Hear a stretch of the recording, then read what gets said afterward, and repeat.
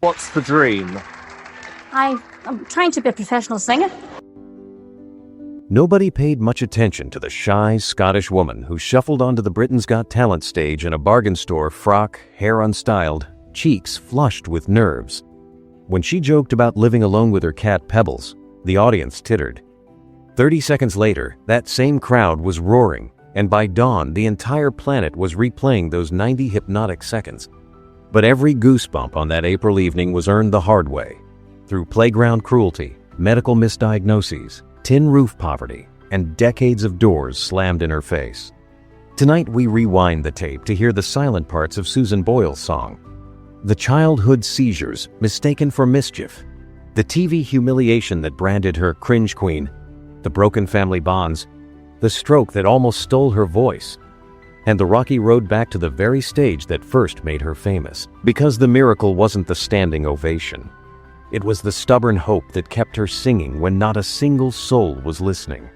Susan Magdalene Boyle was born on 1 April 1961 in Blackburn, West Lothian, the ninth of 10 children squeezed into a soot-stained council house that rattled whenever coal wagons thundered past. During delivery, her umbilical cord tangled, starving her brain of oxygen. A harried doctor recorded mild brain damage, a phrase that would shadow her like an unwanted nickname for decades. Classmates heard the rumor and turned it into ammunition. They pinched her arms during assemblies, kicked her books down corridors, and mimicked the absent spells doctors later realized were undiagnosed seizures. Teachers offered little refuge. One headmaster strapped her palms with a leather belt for daydreaming when she was actually fighting a convulsion. Home was safer yet complicated. Father Patrick, a World War II veteran working exhausting shifts at the British Leyland plant, loved his brood but let stress ignite into temper. Bridget, a shorthand typist and gifted pianist, wrapped Susan in lullabies but also in cotton wool, forbidding sleepovers and solo bus rides, lest the fragile child be hurt. Money stretched thinner than bread rations. Supper might be a single pot of broth eked over 12 plates. Still, Sunday afternoons turned the cramped sitting room into a recital hall. Patrick crooned "Stardust." Bridget accompanied on her battered upright, and little Susan discovered that her shaky body could release something pure and unwavering. The music didn't stop the bullying, but it gave her a skylight. When fists or insults rained down, she could close her eyes and float above them on a sustained high note. By 10, she planted herself before the mirror, pretending a hairbrush was a microphone, promising the gawky girls staring back that someday people would rise to their feet instead of throwing insults. That faint inner ovation became her hidden engine, humming even on the bleakest playground days, even when the world seemed determined to file her under damaged and done. Talent without access is a lonely duet. In her 20s, Susan belted pop standards at every church fete and karaoke lounge in West Lothian, yet the phone never rang afterward. Scraping wages from a kitchen job, she bought a one-way bus ticket to London in 1995 for the TV variety show My Kind of People. Michael Barrymore handed her the mic, cracked a joke about her polyester dress, and before she reached the chorus, the crowd was snickering. Her performance of I Don't Know How to Love Him was pitch perfect.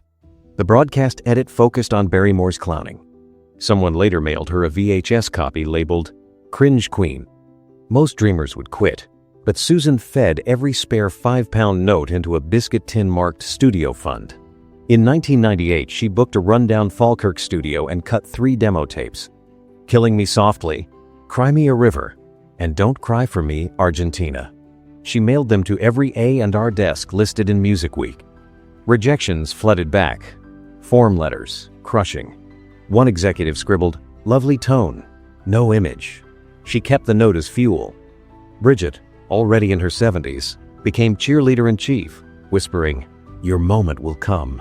Susan doubled her church volunteering, polishing pews at dawn so she could rehearse under the stone acoustics after dusk. Each empty nave felt like a dress rehearsal for destiny.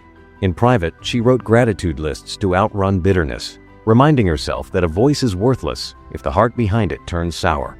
Still, the shoebox of rejection letters grew heavy enough to warp under its own weight, proof the world had chosen silence. When doubt screamed loudly, she recalled a poacher's snare she'd once seen. Sometimes escape means gnawing through pain until freedom is the only option left. She wasn't after fame, only proof that faith, stretched to its limit, could still hold an entire life. And so she kept singing, day after grinding day, to cats, to hollow rafters, to the stubborn dream that refused to die.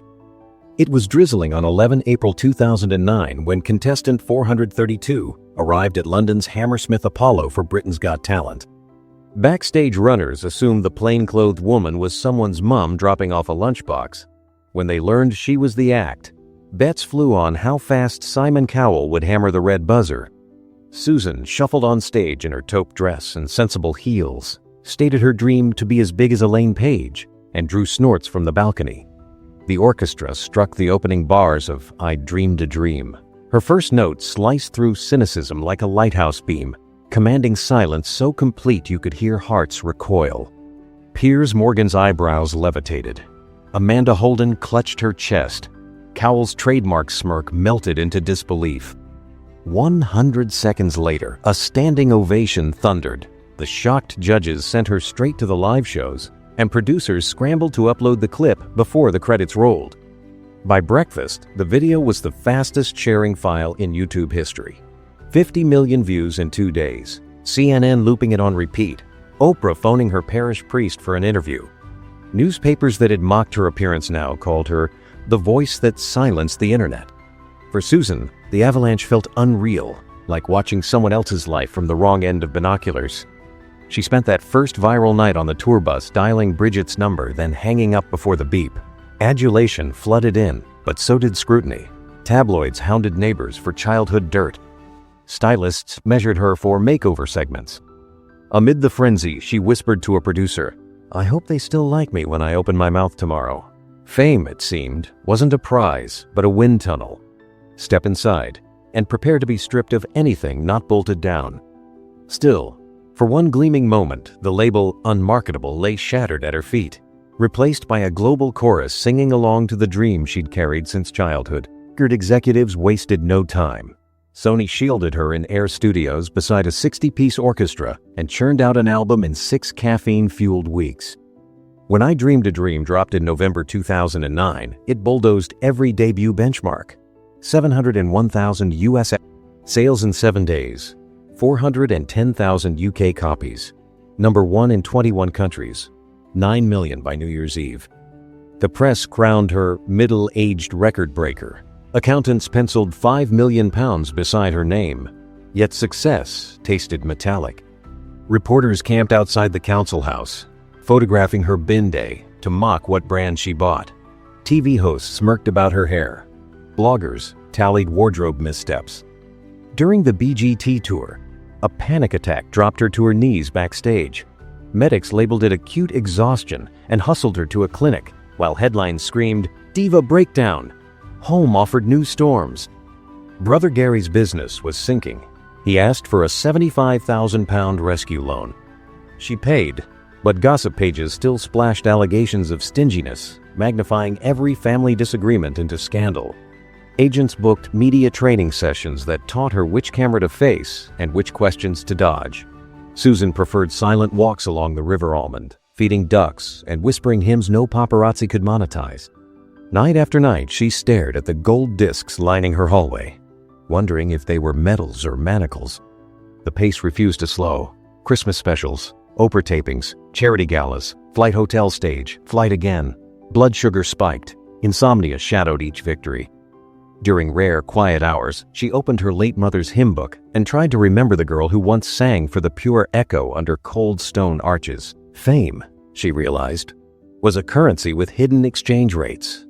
Every transaction cost energy she didn't know she owed, and the invoice always arrived overnight. If the spotlight dazzled, the shadows behind it lengthened.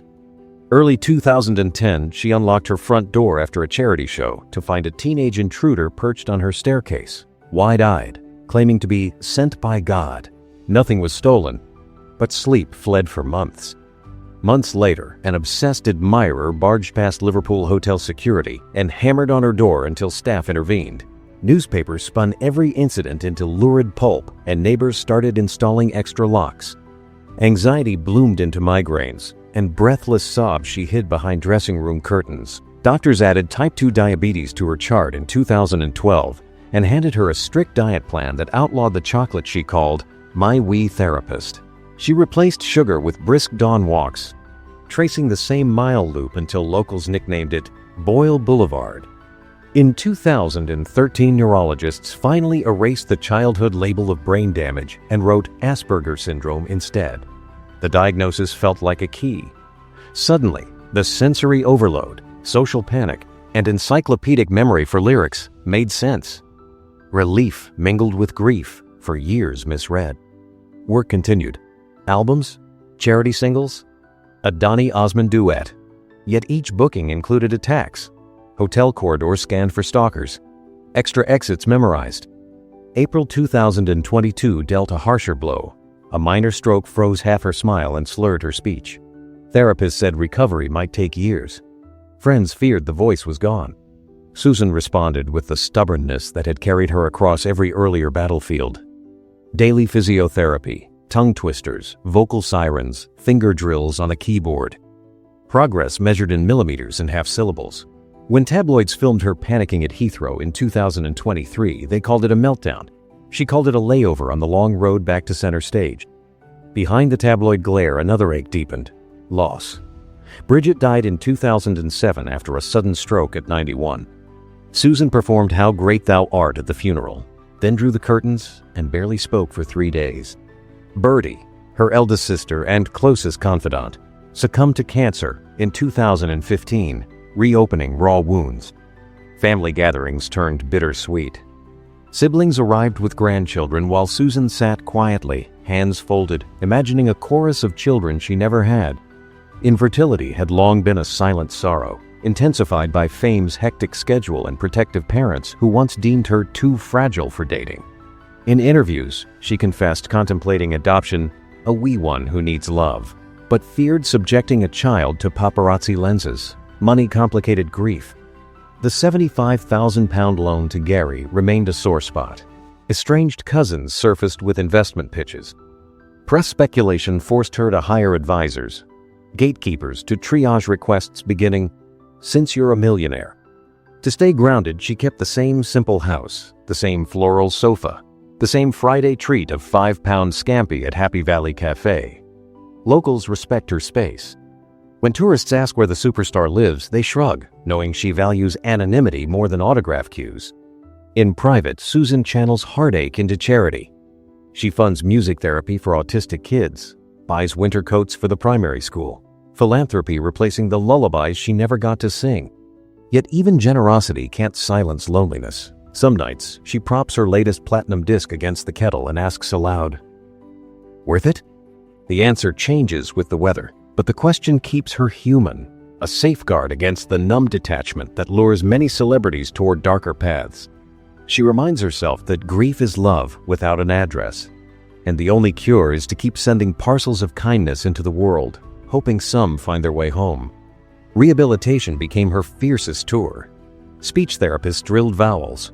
Physiotherapists coaxed fine motor control. A vocal coach rebuilt breath support using humming exercises she could do while peeling potatoes.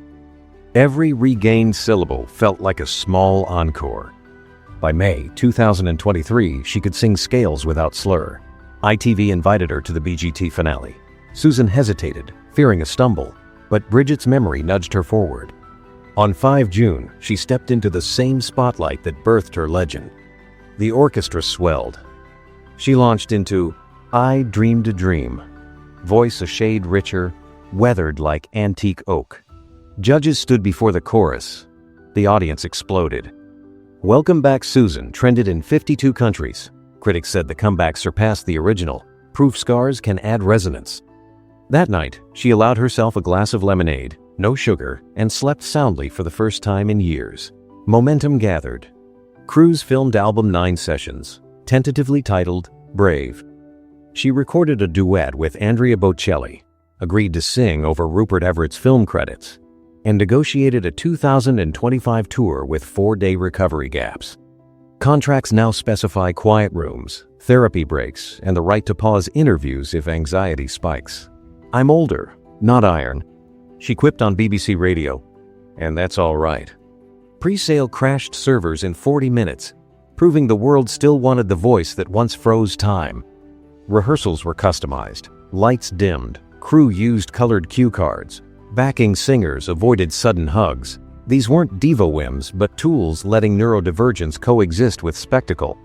Each night, she lingered on the silent stage, whispered, "Thanks, Mum," to the rafters, then walked off smiling, confident that gratitude, like muscle, grows with use. By early 2024, Susan settled into a rhythm balancing studio days with Village Nights. She still lives in the modest house where the tale began. Gold discs hang in a hallway she rarely walks. She prefers the kitchen, where the kettle whistles and the cat demands treats. Her social media is sparse. An Easter hymn, a birthday thank you. But each post ricochets across millions of timelines. Health leads, glucose tests, meditation apps, miles logged on Boyle Boulevard. A gratitude jar on the mantel holds notes like, "Finished take 5 without coughing," and "slept 8 hours." Press rumors swirl about film roles and Vegas residencies. Her agent neither confirms nor denies. What's certain is the music. Album 9's rough mixes reveal bolder orchestration, Celtic drums under gospel choirs, and lyrics swapping fairy tale wonder for earned wisdom. She titles one track, "Second Wind," singing, "I found my future in the pieces of my past." Industry pundits debate whether it will chart. Fans on Reddit call it therapy set to melody. Meanwhile, Susan mentors nervous adults at a community college night class. She tells them, "Fear and hope share a backbone.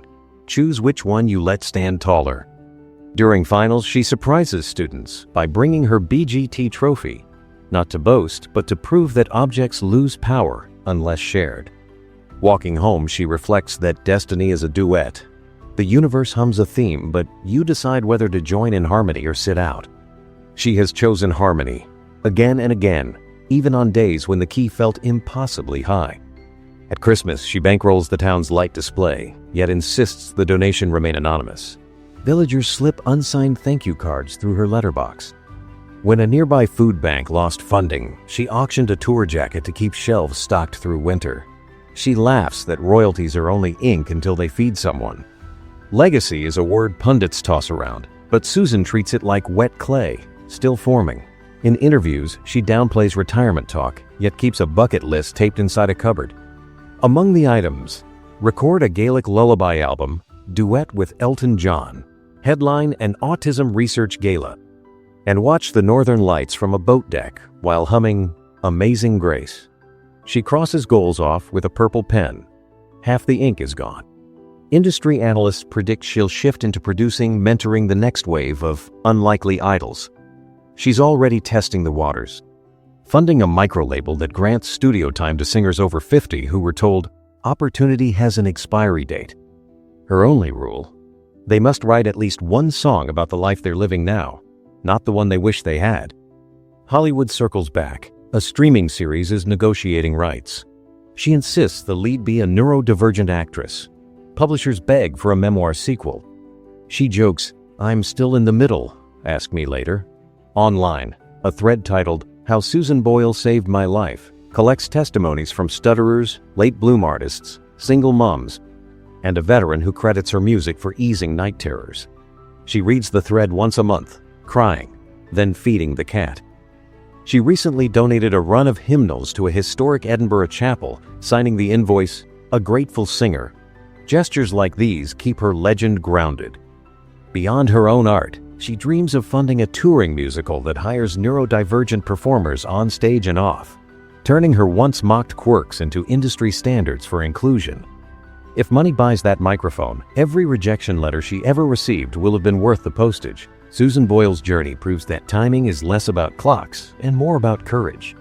She rose from playground taunts to stadium cheers, from a misread medical chart to autistic self-acceptance, from a village sitting room to global charts twice.